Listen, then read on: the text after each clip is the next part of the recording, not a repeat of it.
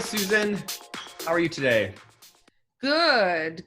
It's still gray out, so.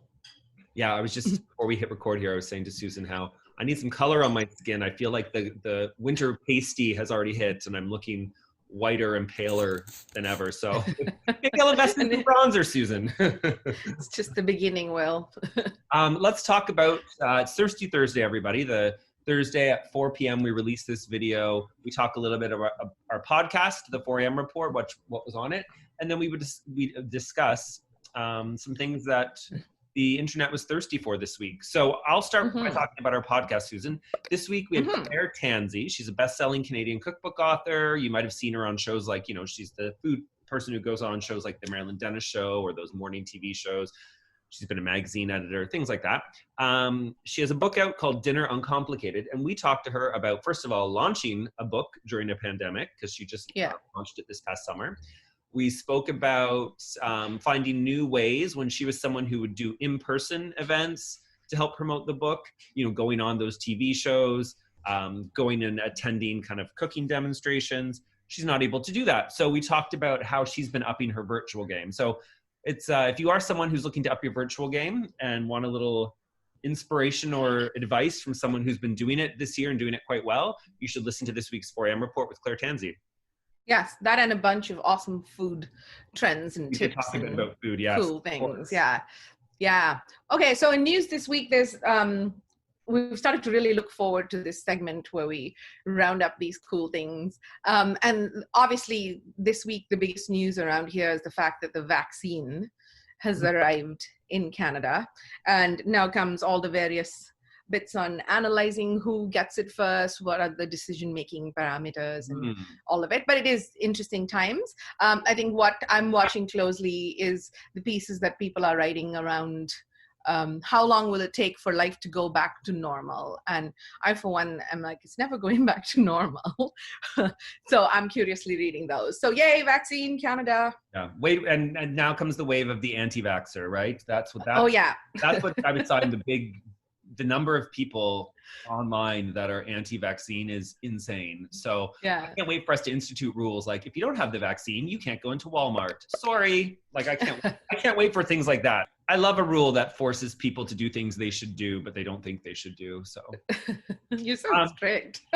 Yes, exactly. I've been all about the rules this past few months. So good job. We also read yesterday that Facebook is being sued by almost every state.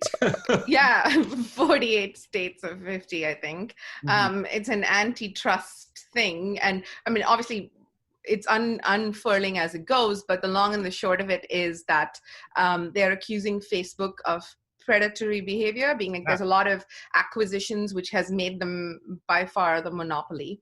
And one of the things that is being asked of Facebook is a sort of forced spin-off of some of the business units, essentially WhatsApp and Instagram being their own separate entities. So watch as that story comes your way, but that's where we are. And it's interesting to me because Facebook, you were never active on Facebook.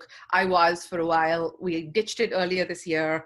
And many people dropped all of their advertising on it and stuff, but nothing seems to sync Facebook, does it? So it's an $800 billion empire is what I read yesterday too. That's what it's worth right now. So, in no time, it'll be that first $1 trillion company. So, very interesting. Yeah. I wanted to talk about something this week I saw that made me laugh, because you know how, Susan, we're big on getting us to smile right now with your marketing. That's what wins our hearts.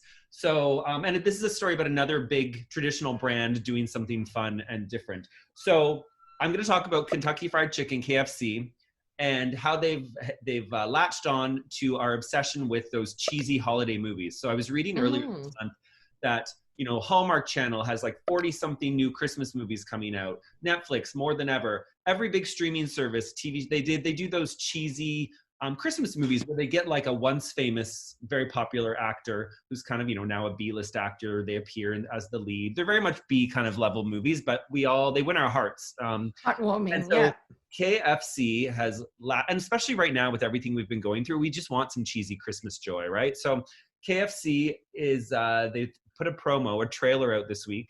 Mario Lopez, he was Saved by the Bell. He's a TV host now. He plays a sexy Colonel Sanders, and he's coming to town. They did a whole trailer mocking a fun romantic Christmas movie. I think it's called A Recipe for Seduction. And they're actually going to premiere a mini movie, like all done up over the top, this Sunday at noon, apparently on Lifetime or Hallmark. Now I love it. Where it is. It's one of those. It's Lifetime. Anyways, I think this is just hilarious. It's fun. It's tapping into a trend. It's playing off of our love of the holiday cheesy romance movie. Nice. Good for you, KFC. I think that's hilarious. Good timing. I mean, well done overall this year from many of the fast food brands that, we used to like to look down on, and it was like a dirty, guilty pleasure. And now these brands are like pulling themselves back up. So true. And after last week when we spoke about Burger King again, guess what I did, Susan, for lunch? I went and got a Whopper for the first time in forever. So whatever they've been doing is slowly seeping into my brain, So anyways, yeah. Yeah. What else did we have on our list? I wanted to talk about the opposite of the diversity hire. Oh yeah, that was interesting. So I mean, not to make light of large things, but we like to laugh at things. It's the entertainment that diffuses the tension, in my opinion.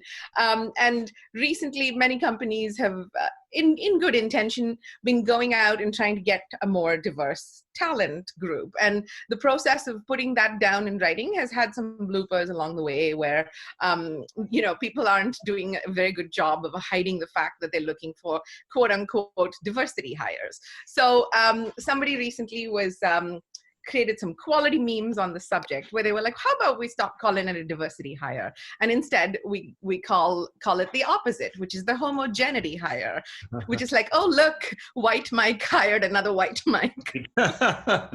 or white Mike hired his bro friend Tyler's brother Stu. And all of them work for free because their mommies and daddies are rich. That's funny. That's funny. So I thought it was nice. I like these things in which you're making your point, but you're diffusing the tension and taking away the power of some of these words. Mm-hmm. So I'm all about that. Lovely. Now, lastly, we wanted to talk about Spotify and how they were killing it this week because they've done this every year, at the end of the year, share your most played songs or this or that. But I think they've upped their game, and there's different. I don't have Spotify, so I'm just going by. I've seen everybody sharing their most played or their top albums, top songs. And my friend Kieran was telling me that he was loving it. He referred to it because he's seen our thirst list. He called this transferable thirst. He's like, I love that. I was thirsty for everybody to see my Spotify playlist. And, it's great for Spotify. They get their brand out there. People are eagerly and excitedly sharing their lists. It made me, who doesn't use Spotify, consider using Spotify. So, yeah. Very cool. Yeah, they've done this for a while, and I think it's a fine example of user-generated content, right? Mm-hmm. They're doing nothing other than just throwing up your algorithm at you, which sometimes is shameful. I'm like, oh, did I really listen to those 5 shows? Right? Do I want to tell any? I'm the opposite of transferring my thirst. I'm hiding my shame. But yes, good job with Spotify in general doing this. I have a theory that the reason they've come into their own this year was their commitment to podcasting. And so many of us were there listening to free podcasts and stuff. And I think in the past, people just went with, especially Apple users, defaulted to Apple Music because you had to pay for one or the other and you picked your platform. But I use Spotify and I love it. And you remember even when you had your songs of the summer, I was like, dang it, you need to make a Spotify list because I don't have Apple. Yeah, I'm like a one-stop shop user. Since I use Apple, I just use Apple for everything, right or wrong. That's what I do. Mitchell would be proud of you. He says that that's the best way to do it. You keep it in the same universe. Anyways, that's it for this week's Thirsty Thursday Thirst List. I think next week or the week after, we're going to do kind of a year in review, right, Susan? Mm-hmm. Yeah. We're going to talk about some key things that we thought won the thirst contest for the year. Yes. So thanks for watching, everybody. Talk to you soon, Susan. Bye.